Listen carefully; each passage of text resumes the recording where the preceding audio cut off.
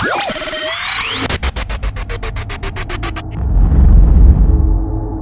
what's up? Coach Ryan Fanley here from VIPAR. Today I want to talk about something that's kind of sad. No one really wants to talk about it.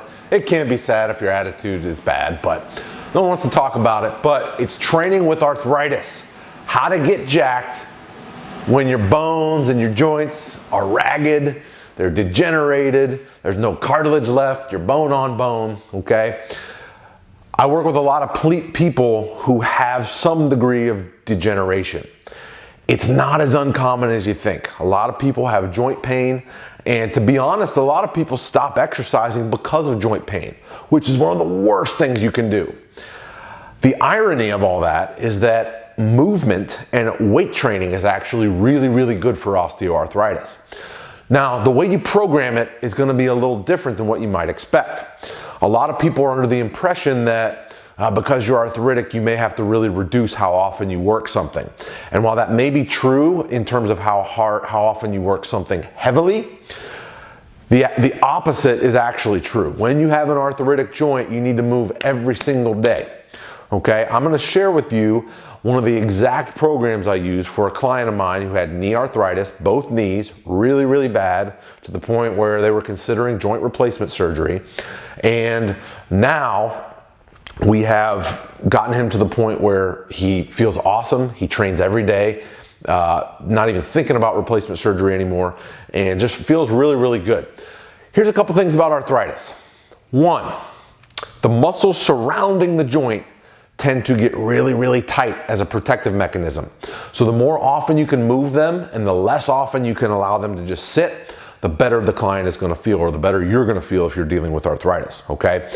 So in as little as 20 minutes of a joint being in the same position, you can get what's known as tissue creep, where the tissue begins to lock down around the tissue. So if you have a desk job where you sit a lot, I would set a timer for every 20 minutes and make sure you're at least getting up, stand up, do 2 or 3 little air squats, and then sit back down. It's not going to take any time out of your day. It's not going to ruin your train of thought or anything, but it's a good way to keep you feeling good. The next thing is you need to train every day. Yep, sorry, I said it. If you're not committed to it and you don't want to feel good, you can click out of this video, go click on one of those detox tea things that promises your joints will feel better from just drinking a stupid tea. Be my guest, because honestly, it's a big commitment to train with arthritis.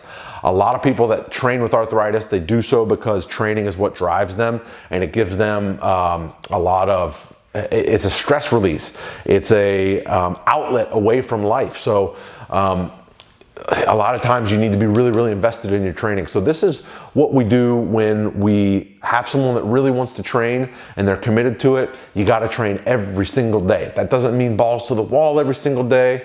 That just means you have to do something every day for that body part. So what I like to do is I will do some heavier days, and on the heavier days for the targeted joints that have arthritis, I will often do a limited range of motion, a more pain-free range of motion here. So like in a bench press, for example, I would not have the heavy day be all the way touching the chest. For the bench press, if someone's got bad shoulders, the heavy day might be a floor press or a pin press or a board press, something where it's not an extreme joint range of motion. We're going to save that for the other days. So we have 1 to 2 heavy days a week where we typically load up with a partial range of motion, a movement that the client can do pain-free and still sling on a bunch of weight. Because people that like to train, they love to train. They want to get strong. They want to have targets. They have goals. Just because you're arthritic doesn't mean you can't have goals, all right? So we got heavy days, we got medium days, and we got light days. The light days are more for range of motion and joint mobility and for keeping blood flow. It's for high repetitions to build strength to the tendons, get some blood flow into the tendons, because tendons have poor blood supply, poor vascularization when compared to muscle tissue. And then the medium days are something where we're going to load it up a little bit, but not really that high relative to what the client is capable of. So here is the progression that I use for a client with knee osteoarthritis, bone on bone, needed joint replacement surgery, both knees, and now they're completely pain-free. Mondays, first day of the week, we do a box squat above parallel, and we'd load up on this. Something like a 5 sets 5 rep scheme, heavy, okay? And we would chase weights on this, something that he could get strong in, okay? Now Tuesday, he's gonna be a little beat up from Monday, a little stiff. So on this day, we did full range of motion air squats. So air squats, just a body weight squat. And we went as low as we could go. We had to start off a little higher and then you work your way down as you go through the workout. But by the end, I want you to be doing nuts to calves essentially, or for the ladies out there, sorry, you don't have nuts, but all the way down, all right? Booty to the floor. And the air squats, we would do 100 total reps. And he could break this up however he wanted. Some days he did 5 sets of 20. Some days he would just do 1 rep every 5 seconds and just make it one long continuous set of 100. But that higher repetition set, the higher volume allows you to drive blood into the tendon. So he was getting a lot of blood into that patellar tendon, getting some synovial fluid greasing the groove essentially. And it was an unloaded day other than his body weight. And he ended up feeling really good after Tuesday. Wednesday, we kept it light again. And we went full range of motion split squat for 2 sets of 20 each. So again, just because we're training every day doesn't mean it's a full-on hour-long marathon session for that body part every day.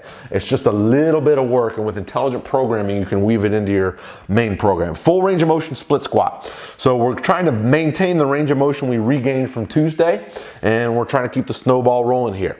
Thursday, we had another heavy day. So we had 2 light days in a row. Now it's time for a heavy day. This guy had the option of doing a belt squat or a leg press, both limited by his pain-free range of motion, so they ended up being high. They weren't powerlifting deep by any means. They wouldn't pass in a powerlifting meet, but it was still enough to load the knees, the hips, the hamstrings, the glutes, for 3 sets of 10. Heavier sets of 10. I put heavy here sets of 10 reps are not technically heavy on a relative intensity scale, but I wanted it to be a heavy, hard set of 10. We wanted to drive progress on the heavy days. That's what I more mean by heavy, is it's a progress driving day. We're chasing weights on that day with good technique, of course. After that, Friday, he's a little banged up, so we go for sled drags, really, really light. It's concentric only. We're gonna drive a lot of blood into the muscles and the tissue, so that's light. It's not a hard 6 sets of 40 yards. It's a pretty light. Basically, the goal of the light days and the medium day is to leave the session feeling better than you went in, okay? Sled drags on Friday. Saturday, I really like this one, and he did too. He said he really felt good after Saturdays. Now, we class this as a medium day because there is external load, but it's not super heavy. A goblet squat, isometric squat with a 5-second iso.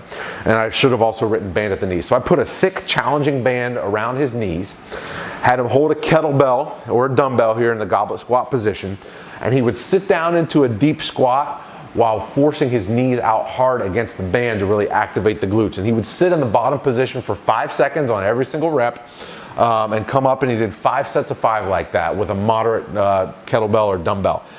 This was really cool because over the course of the 5 sets, he would get deeper and deeper and deeper and be able to tolerate that deep position more pain-free. And he said he always felt awesome after leaving the gym after that session. And then Sunday, full range of motion split squat. He didn't even have to go to the gym for this. He could do that in his own house. 2 sets of 20 each. It's a light day. We're going for range of motion. We're trying to prep for that heavy day on Monday, okay? So this is how I train people that have osteoarthritis. This is a template for how I do it for that given body part. You have to be creative about how you work in the rest of the workout series, but it can be done with intelligent programming. The biggest keys are you have to do something for that body part every single day. You have to, for every heavy day you have to then restore range of motion and make sure the heavy days are in a pain-free range of motion, which is typically going to be a partial range of motion for clients with osteoarthritis, okay? I'm Coach Ryan Finley from the VIPAR Pit. If you found this video useful, please hit subscribe below. I'll catch you next time.